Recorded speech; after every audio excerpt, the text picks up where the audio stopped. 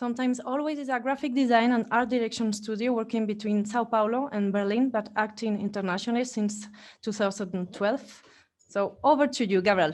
So, hi, my name is Gabriel Finotti. I'm the main designer behind Sometimes Always. Thanks, Gloria, for the invitation. It's a pleasure to be here and share a bit of my story with you.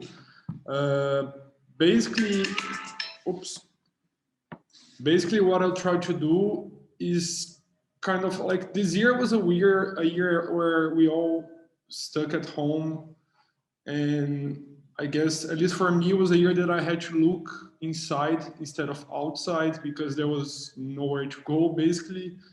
And I thought that I kind of understood that the things that surround me since I was a kid really reflects on what Sometimes Always does now as a graphic design practice.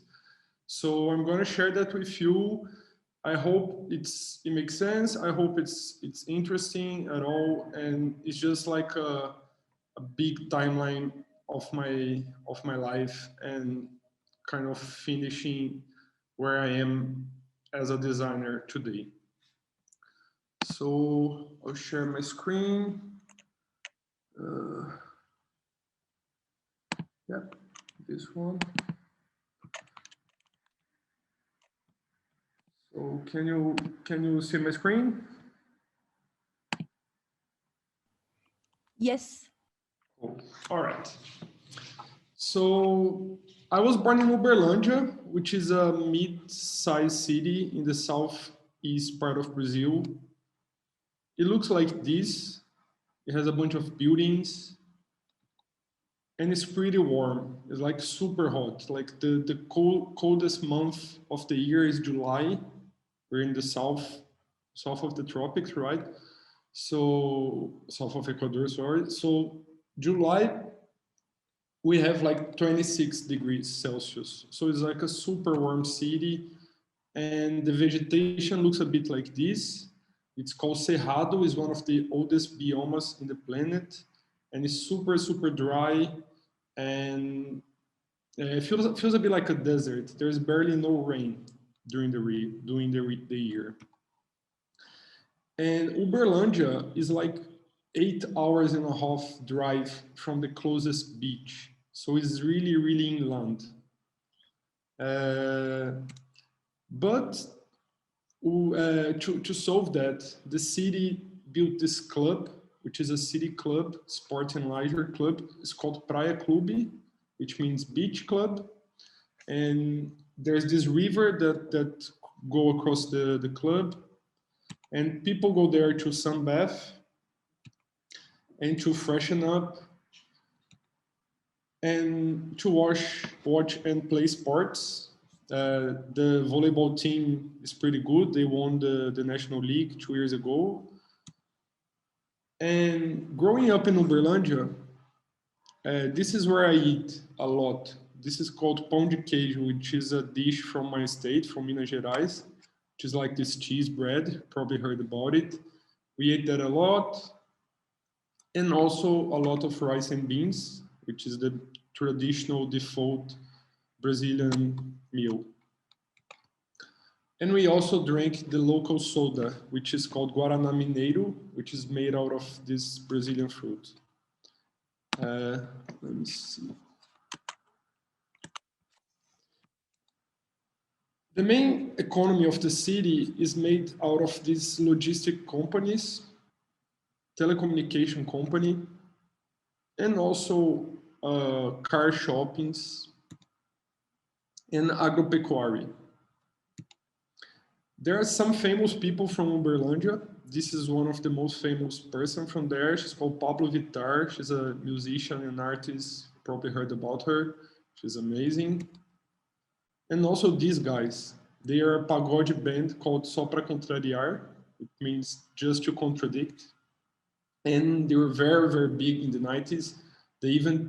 This guy even sang to George W. Bush in White House.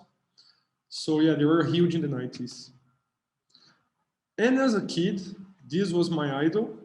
Ayrton Senna, a Brazilian Formula One driver who passed away in a car accident, and also these guys.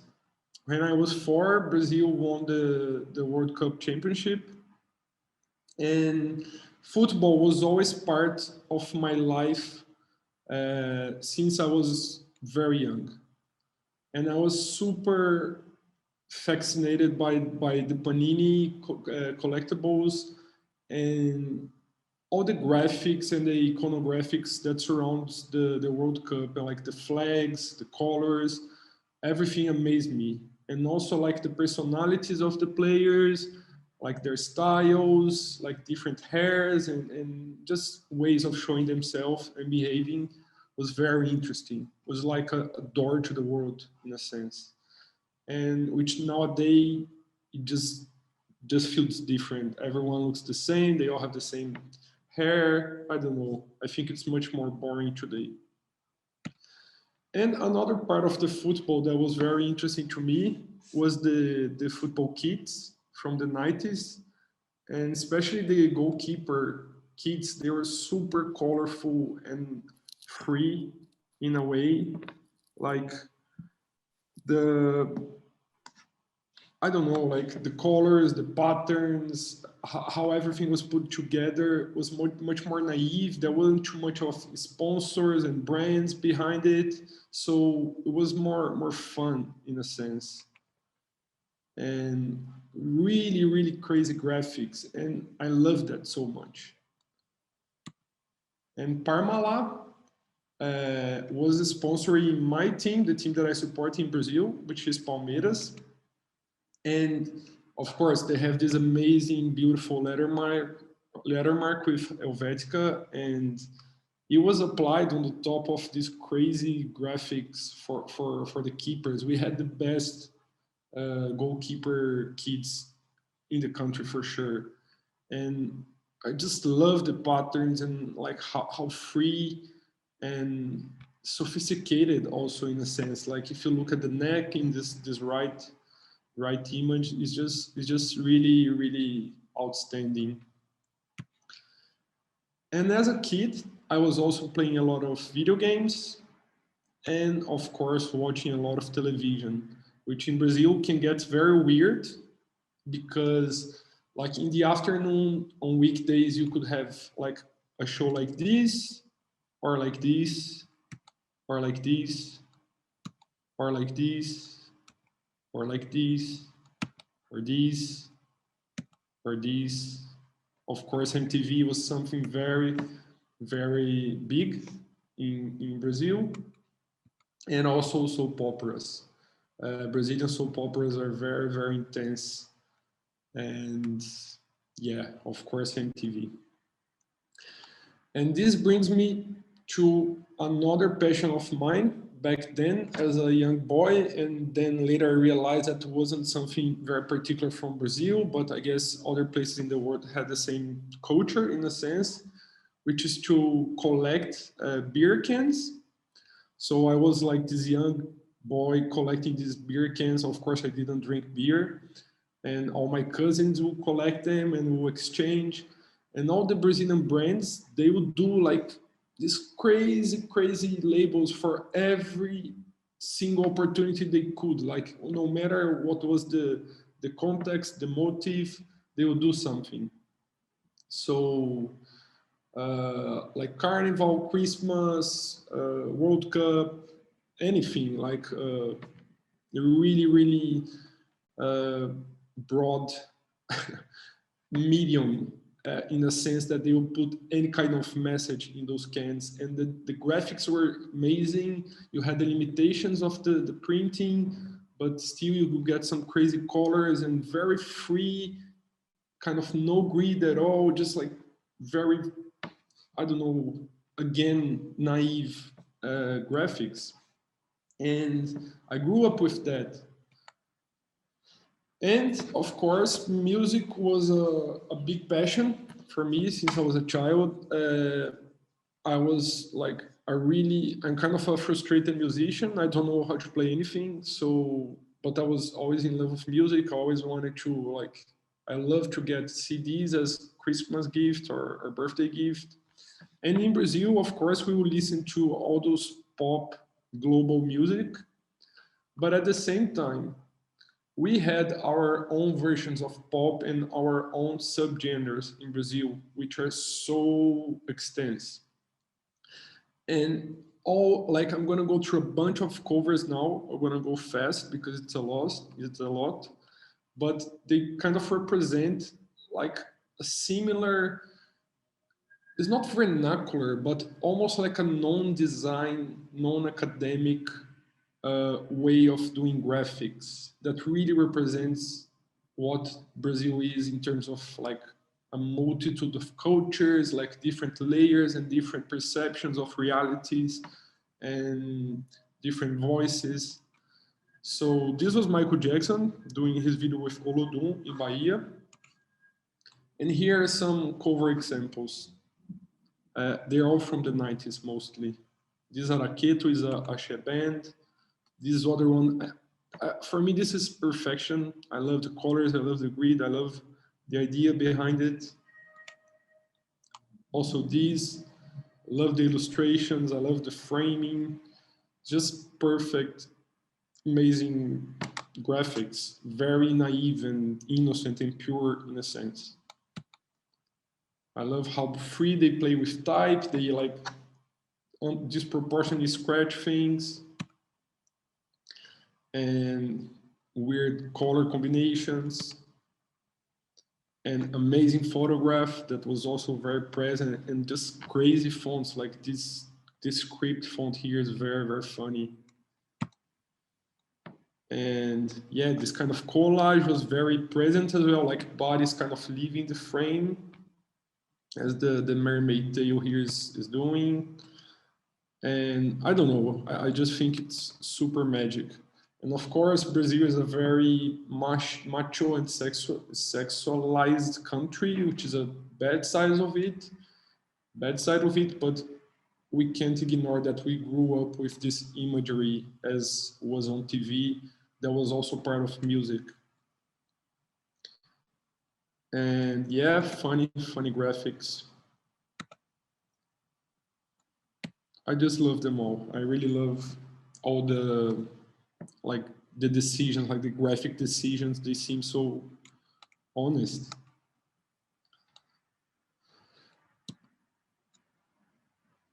This one is a bit surrealist and yeah, has this kind of mystical vibe and also a hemp leaf. And yeah, different planes and levels. And like this playing with the Brazilian flag, it's crazy. This, just to contradict the same band I was talking about from my hometown, I love the way they put their initials in the back, like really stretched out. And then more covers with like different types and now moving to a rock side of our culture. We had like great heavy metal bands and punk bands and also rap bands. And I love these graphics so much. Some of them are really, really rough, which is also a very loyal portrait of what is Brazil. And then when I was 17, I moved to São Paulo to do university in architecture and urbanism. And this is how the city looked like. It's like super big. There's like 20 million people living in the big metropolis. It's still very warm, a bit colder than Uberlândia. And the vegetation is much more dense. We're close to the sea. It's called Mata Atlântica. It's like a proper jungle. And I was eating McDonald's. Of course, I was living by myself. I didn't have a lot of money, nor time. I just want to party. I was drinking this Selvagem, which is a Brazilian drink called catuaba, made out of roots and different spices. And during the architecture school, I was really first in touch with the amazing Brazilian architecture and design, furniture design, and all the brutalist movement that is so rich in São Paulo and the country in general. And I was like stuck with that for 5 years, and I was consuming this kind of style and studying and reproducing in the architecture school. And yeah, just Brazil is very, very rich in terms of modern architecture and design. So here are some chairs, and this is Lina Bobardi, Carlos Mota, and Paulo Mendes da Rocha, just all the Brazilian classics. And I really love them all. And during the architecture school, one day in the library, I got in touch with this book by Ren Koolhaas and Bruce Mau, and I was in love of how it was layouted and all the collages that Koolhaas did in his graduation project back in AA. I love his collages so much. And also Super Studio, which is an Italian futurist architect group. And I also got in touch with this book, Grid Systems by Josef Müller-Brockmann. And it was the first time that I understood what it meant. It was the first time that I got in touch with Helvetica, for instance. So it was the first time that I learned that I got in touch with graphic design at all. It was the first time that I realized that putting type and image together in a system that you create is a profession, it's a work, and it's called graphic design. And I was like, what? I want to do that for the rest of my life. That's like, I love that. I want to do that forever. And from that day on, I never opened AutoCAD again. And I was just like learning all the Adobe programs like InDesign, Photoshop, and I was just like super focused on that, on making books and publications and self-publishing. And I started sometimes always back then. It was like a little publisher and kind of a blog. It wasn't a graphic design studio in the beginning. So I moved to London after school to do a master degree in publishing. And yeah, the city looked like this. It was way colder than what I was used to and way more expensive as well. So I was taking this bus every day to go to the pub where I was working to get some money and also doing the master. I was eating this a lot and drinking this a lot. And I don't know if it's because I was homesick, but I kind of start listening to Brazilian music a lot, but this time really listening to the best Brazilian music, which is the Tropicalia movement and Bossa Nova and that period, like the 60s, 70s, that was very rich and for me is like the best music in the planet. And during those years in London, I was really listening to that and also consuming all the art expressions from those years in Brazil. And the graphics are just amazing, as much as the music and the other art forms. So there were people like Rogério Duarte and Ligia Papi and Alexandre Vonner, just amazing graphic artists. And here are some cover examples of this period, and they're just amazing. I love all the decisions. I love like here, for instance, I love the type. I love the fact that there's no margin on the top. I love the way the image is framed in the center. Just crazy art direction, crazy ideas, very well executed, and beautiful photograph. Yeah, I love the mixed of like this display font with this script in the bottom. This one is insane. This one is perfection with the Euro style. Just amazing graphics. Now moving out of music, this is like a movie poster by Rogério Duarte. This very iconic Brazilian graphic design. And this packaging for some chips kind of thing in Brazil, done by Lidia Papi, so nice as well.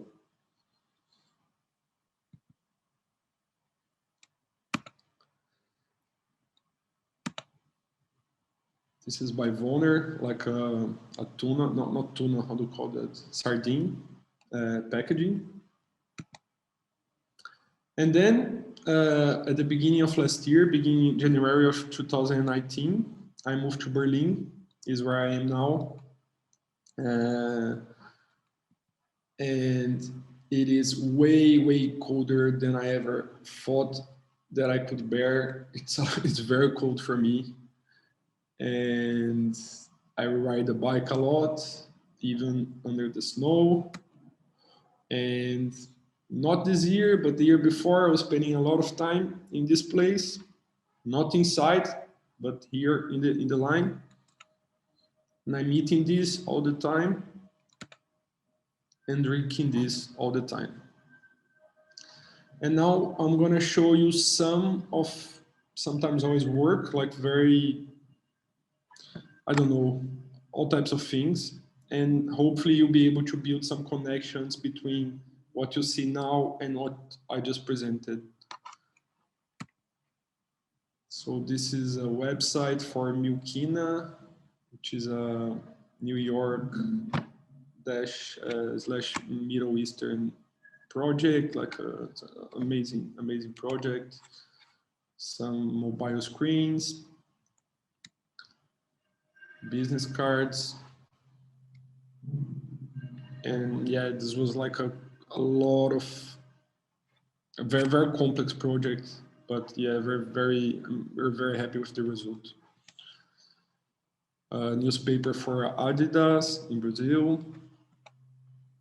Dolce Still Criollo, which is an authorial project that we do with Christopher, a friend of us from Mexico, which is a magazine on poetry and arts of Latin America. This was a Adidas booklet that we did the art direction, and this was shot by Rick Duarte, a friend of us who's a great photographer. And we're just like these diptychs of like shoes and human skin and very closed shots. This is Limbo, an identity we did for Rick Duarte exhibition. He did last year in São Paulo. This is like a music album cover that we did this year. It's like a coletania of a lot of artists done by Goptan. This is Caracol, which is a project we did 2-3 years ago, and is an identity for a bar in São Paulo that we designed this app that creates these forms according to some parameters that we define, because it's a listening bar, so they need to kind of have a flyer every day, and we created the system so they can announce the DJs every day in a different way, but cohesive. This is Veneno, a web radio also from São Paulo, and we basically just took the Apotec, the German Apotec icon and turn it upside down, so it's not an A anymore, it's a V. And because veneno in Portuguese means poison, and then there's a relation to the Berlin techno scene, and we built this connection through the logo. Yes, some business cards, some posters we did for Cotton Project, which is a fashion brand from São Paulo as well. This is a back cover of an album released by Lugar Alto, which is a very interesting label from São Paulo that does repressing of obscure Brazilian music from the past. This is an identity we did for a music agency, like an artist agency. This is website we did for a modeling agency called Squad. This is a cover we did for Mamundi, a very talented friend and musician from Rio. This is Dolce, a spread from Dolce #2, and I think this is from 2014, I guess. Some Goptan flyers, digital flyers. A cover for Gelo Jerônimo, a project by Guerrinha, a very, very good musician from Rio. And this is the label. It's called Ice Jerônimo. And this is the, the little Ice Jerônimo. It's a cover we did for an artist called Gustavo Bertoni. That was this year. I really like the simple collage. This is the back cover. This is the label. This is a recent project we did for Fidel. And should I stop, Gloria? I'm out of time. You have still like a few seconds, 30 seconds. Okay. So yeah, this is Fidel. This is Vera Fischer, a book we did on this Brazilian artist. This is FFW magazine. This is Dolce, FFW, Bloco, Futa Harissa, which is a Tunisian brand. We did this t-shirt with them.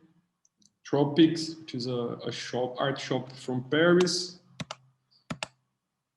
Iki, Mumia, which is an album from Lugar Alto as well.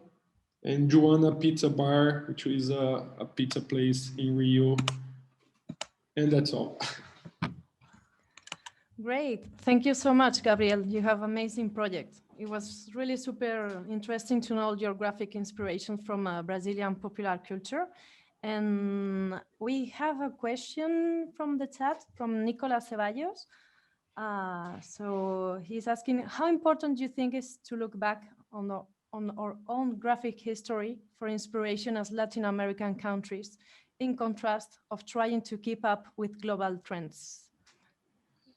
Very interesting question. Yes, very interesting. And I think for me, now I know it's crucial. Now, as I said before, like this year was when I kind of had to do that, because even though I was living in Berlin, this nice metropolis, I couldn't go outside. I didn't have exhibitions to go and stuff like this to do. So I kind of had to look back. And this was the first time that I did that consciously.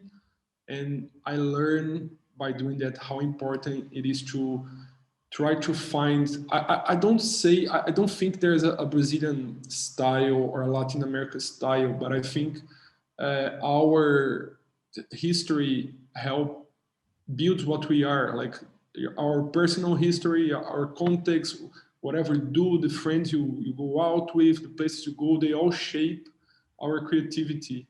And I think that's what we should look as well. I think it's important to look at the market and to know what's going on in the world in terms of trends. But even though we fall into those trends sometimes, we try to avoid them by just looking everywhere, but not Instagram.